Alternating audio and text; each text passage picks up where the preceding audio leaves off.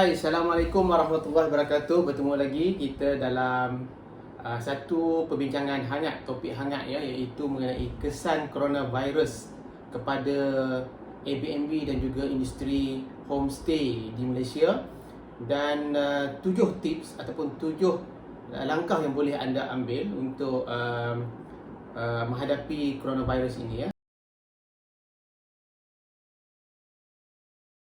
Pertama, kita lihat ya, sekarang ni coronavirus ni merupakan satu pandemik ya, yang mana semua negara membahaskan perkara ini, dan kesannya juga memberi satu impak yang besar seluruh ekonomi dunia ya, dari segi sektor pelancongan, sektor perniagaan, sektor penghotelan, semua memberi kesan yang sangat teruk kepada industri-industri, termasuk juga kepada industri kita homestay di Malaysia ya.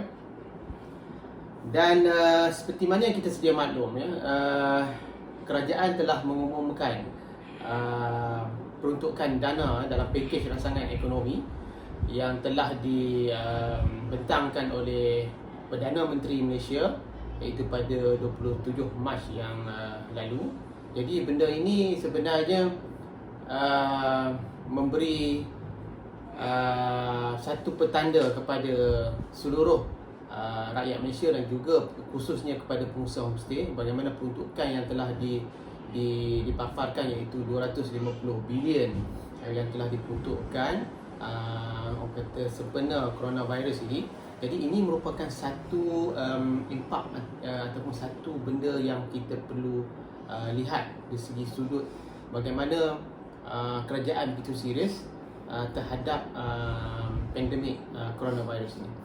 Jadi sebenarnya kalau kita lihat industri-industri ya, seperti perusahaan kecil sederhana juga, dia kebanyakan juga kita tengok memberi kesan juga ya, memberi kesan selain daripada homestay, memberi kesan bukan homestay sahaja, tetapi semua perniagaan, perusahaan perkilangan memberi kesan. Kalau senang bahasanya, dia lihat bisnes ataupun perniagaan, penerbangan, sektor penerbangan juga memberi kesan di udara.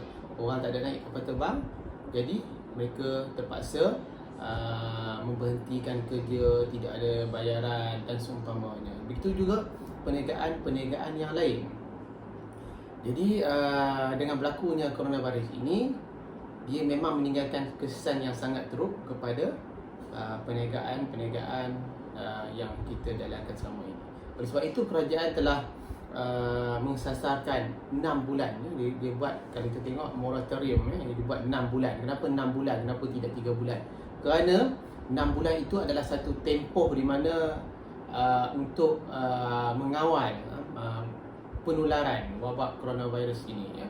Jadi dalam tempoh 6 bulan itu, kita nak sustainkan bisnes kita, kita kena perlu ada perancangan ya, perlu perancangan. Kita jangan panik, kita kena ada simpanan cash ya, kita jangan berbelanja dengan mewah ya. Dan banyak juga syarikat-syarikat pelancongan dan juga perhotelan dah mula terasa bahang ini, dan mereka mula ada setengah hotel dah give up nak buat pergulungan syarikat dah, nak bungkus lah syarikat. Ini sebenarnya kita perlu mengambil periktibaran bahawa kalau syarikat-syarikat yang besar ini dah mula rasa efek ini, apatah lagi industri-industri homestay yang di peringkat bawah ni, yang peringkat mikro ni, bagaimana mereka untuk sustain dan untuk survive ya. Jadi yang saya nak cakapkan sini bahawa sebagai pengusaha homestay ataupun kita sebagai host, kita perlu mengambil langkah penjimatan dan kita perlu kreatif dalam kita melaksanakan bisnes homestay ni. Bila berlakunya homestay, kita terus give up. No. Kita kena ada satu mentaliti kita kena buat restructure plan bisnes kita balik. Contohnya kita kata, kalau hari ini si Abu ni melaksanakan bisnes goreng pisang, tiba-tiba goreng pisangnya disebabkan dengan situasi keadaan coronavirus ni, dia terpaksa hentikan goreng pisangnya, tetapi masih lagi bisnes dia berjalan dalam bentuk dia melaksanakan bisnes secara online, penghantaran ke rumah ataupun mungkin mengenai online delivery dan seumpamanya. Begitu juga kita dalam homestay, kita kena kreatif.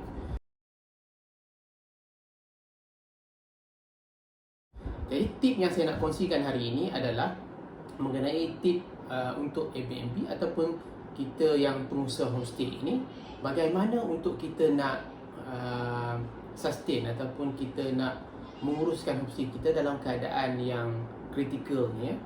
Okey. Ada 7 langkah yang boleh anda lakukan. Ini sebagai orang kata panduan ya, tips untuk anda sekiranya anda dah butuh, dah give up. Dan pertama sekali, kita kena faham bahawa kita kena ubah polisi Airbnb kita kepada fleksibel. Kenapa kita kena perlu ubah polisi kita kepada fleksibel? Kerana nanti saya akan terangkan kepada fleksibel supaya guest kita boleh booking dan boleh buat cancellation. Memang Airbnb dalam OTA dia pun telah mengisytiharkan sekiranya guest nak buat cancellation, dia akan fully refund. Benda tu biasa sebab Airbnb pun dah sedia maklum ya. Seterusnya, yang kedua, sekiranya bisnes kita tidak berjalan dengan keadaan sekarang ni, sebenarnya kita boleh buat homestay kita sebagai sewaan bulanan ya. Di mana yang saya lakukan, homestay saya ada sebahagiannya yang saya sewakan secara bulanan seperti 6 bulan, 7 bulan. Jadi anda tidak masih mendapat lagi income di situ dan mengurangkan risiko kerugian anda di situlah. Itu caranya. Dan ramai orang bertanya dengan saya, bagaimana kita nak dapat penyewa dalam keadaan sekarang? Sebenarnya sebelum berlakunya pandemik coronavirus ni, kita dah kena ada perancangan dah. Ada sebahagian homestay saya dah buat sewaan sebagai bulanan bermula sebelum lagi, dan ada juga yang di pertengahan dalam situasi coronavirus di kritikal pun saya masih sewakan lagi. Jadi kita kena pandai mengambil peluang waktu-waktu ataupun saat-saat yang macam ini. Seterusnya, kita kena buat juga bisnes online. Bisnes online tentang apa? Kalau kebiasaannya kita buat bisnes online ni, dia mestilah berkaitan dengan bisnes homestay kita ya. Kalau kita buat bisnes online jual baju, jual tudung, sebenarnya kurang sesuai. Boleh buat, tapi ia sedikit kurang sesuai kerana kita menjalankan bisnes homestay sebelum ni. Jadi mungkin kepakaran kita lebih menjurus kepada travel dan juga berkaitan homestay ya.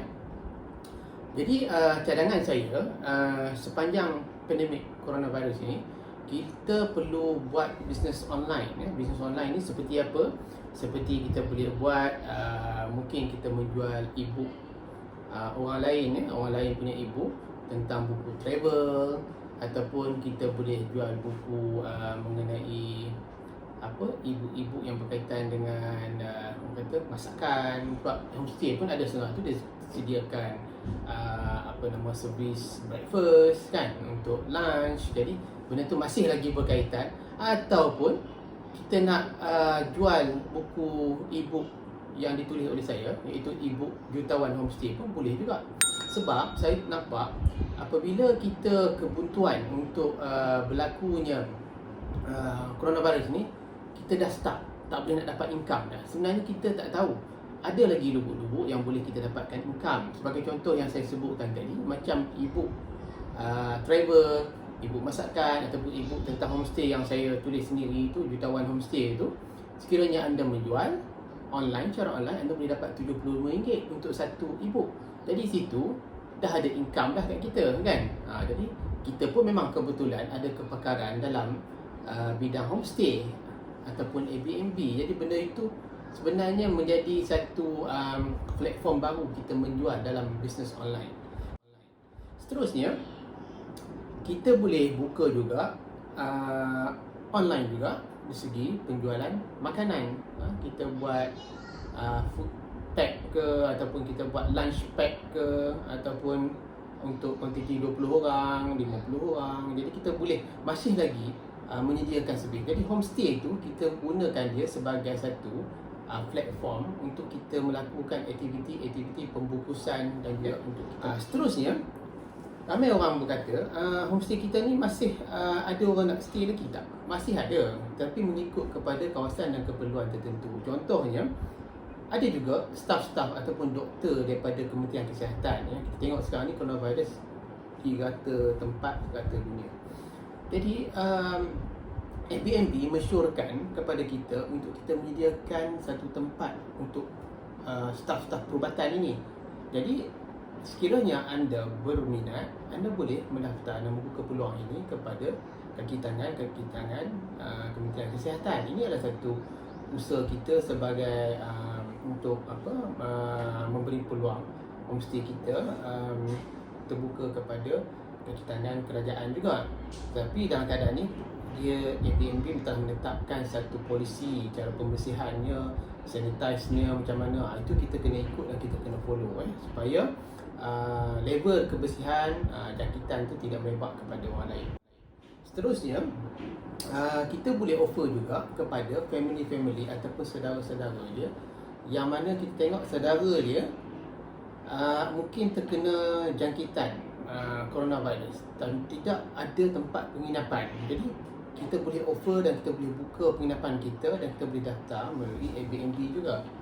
Melalui Airbnb kita boleh daftar dan kita boleh menyarankan homestay kita, mungkin homestay kita berdekatan dengan hospital. Seterusnya, dan kita juga boleh offer juga homestay kita sebagai pusat kuarantin kepada mana-mana golongan-golongan yang memerlukan kuarantin. Sebabnya bila dia dah suspek, kita kata coronavirus kan, mungkin dia memerlukan satu tempat untuk di kuarantin. Dia tak boleh balik di rumah. Jadi dengan caranya kita menyediakan penginapan kita sebagai pusat kuarantin kepada golongan-golongan ini. Ini adalah benda yang kita kena tahu dan kita kena faham. Dan ada setengah-setengah apartmen tidak membenarkan untuk dijadikan kuarantin. Jadi kita kena tengok kepada situasi. Mungkin rumah landed benda tu dibenarkan dan bergantung kepada situasi dan juga keadaan seperti mana yang saya sebutkan tadi. Yang pertama, saya kata kita ubah polisi kita, iaitu lebih kepada polisi fleksibel, and then kita boleh buat sewaan kita dalam bentuk sewaan bulanan, mungkin 6 bulan untuk short term, 6 bulan, 7 bulan, 8 bulan seperti mana yang saya lakukan. Seterusnya kita boleh buat bisnes online dengan menjual e-book tentang makanan, tentang masakan, tentang homestay, tentang e-book travel orang punya. Macam e-book saya, e-book Jutawan Homestay, setiap kali anda menjual e-book Jutawan Homestay, anda akan mendapat komisen RM75. Jadi bayangkanlah kalau 5-10 e-book yang anda jual, anda akan dapat komisen tanpa mengeluarkan sebarang modal.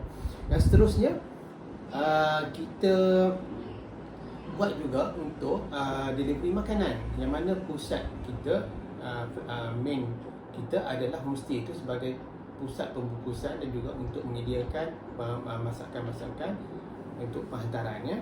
Dan seterusnya kita boleh sediakan homestay kita untuk staff-staff KKM, untuk family-family yang jauh, untuk nak melihat saudara mereka yang duduk di hospital, dan kita boleh offer juga untuk kemudahan sebagai pusat kuarantin. Dan seperti yang saya maklumkan tadi, bergantung kepada situasi dan keadaannya. Kalau setengah apartmen dia ada polisi dia dengan GMB, mungkin dia tak benarkan, ada setengah benarkan, bergantung kepada keadaannya. Dan saya juga ingin maklumkan kepada anda juga, mungkin yang mana yang tahu, mungkin ada yang belum tahu, Airbnb dia telah peruntukkan 250 juta USD untuk cover mana-mana host yang kata mendapat pembatalan, cancellation daripada guest sepanjang COVID-19 ni. Kalau mana tempahan sebelum 14 Mac, yang membuat tempahan sebelum 14 Mac dan ataupun sebelum 31 Mei, jadi mereka akan dapat 25% dari punya dapat kepada host, dan juga yang mana yang membuat tempahan, guest yang membuat tempahan, mereka boleh mendapat refund balik. Jadi di situ kurang sikit orang kata kerugian anda, sebabnya bukan anda saja yang rugi, ramai lagi orang yang rugi. Mungkin yang ada setengah di luar negara tu 12,000 USD, 13,000 USD, 15,000 USD, bayangkan. Jadi dengan adanya 200 million ataupun 250 juta USD ini, dia boleh meringankan bebanan. Ini yang disediakan oleh Airbnb. Dan selain itu juga Superhost Relief Fund ya, ini telah diberitahu oleh CEO and Head Community Airbnb, iaitu Brian Chesky ya. Dia beritahu, dia kata kalau mana-mana Superhost, disyaratnya kena Superhost Relief Fund nama dia. Jadi kalau mana-mana Superhost ni yang berkelayakan, dia akan mendapat 5,000 USD ya, dia akan dapat, dan tak perlu dibayar balik. Dia ini ibaratkan seperti Superhost Relief Fund, maksudnya dia bagi sebagai grant ya, grant 5,000 USD. Bayangkan 5,000 USD bersamaan dengan lebih kurang 20,000 lah ya. Okey. Jadi dia akan bagi kepada siapa? Dia akan bagi kepada, yang pertama mestilah Superhost. Kemudian dia kehilangan punca pendapatan. Maksudnya dia memang punca pendapatan dia daripada Airbnb. Macam mana kita nak proofkan benda tu? Mungkin kita kena bagi bank statement kita, itu income yang kita dapat memang monthly-nya daripada Airbnb ya. Jadi benda ini yang dijadikan sebagai proven, orang kata bukti kepada Airbnb. Dan seterusnya kena sahkan identiti kita lah. Kalau identiti kita, nama kita apa? Nama Ali. Dan statement ni pun mestilah nama Ali. Dan kita kena proofkan bukti identiti kita, ID card kita dan seumpamanya. Dan kita juga kenalah menjadi host Airbnb ni setahun lebih. Kalau kata 6 bulan tak layak lah untuk claim grant tersebut 5,000 tu. Dan seterusnya kita hilang pencarian. Maksudnya sepanjang COVID-19 ni memang hilang. Kita ada booking tapi hilang, habis, kena fully refund kepada customer kita, kepada guest kita. Jadi Airbnb mengambil kira, dia akan buat penilaian secara detail. Sekiranya kita layak, dia akan memberi kita kepada Superhost tersebut 5,000 USD ya, 5,000 USD. Dan untuk kita nak ketahui lanjut, kita boleh layari airbnb.com/superhostrelief ya. Jadi kita akan dapat detail mengenai Superhost Relief Fund ni yang disediakan oleh Airbnb sebanyak 10 juta USD ya. Okey, jadi saya rasa setakat itu yang saya ingin kongsikan kepada anda. Dan mungkin perkara ini boleh dijadikan sebagai persediaan ataupun tip kepada anda untuk menghadapi COVID-19. Dan itu saja, dan saya sudahi dengan wabillahi taufiq wal hidayah. Assalamualaikum warahmatullahi wabarakatuh.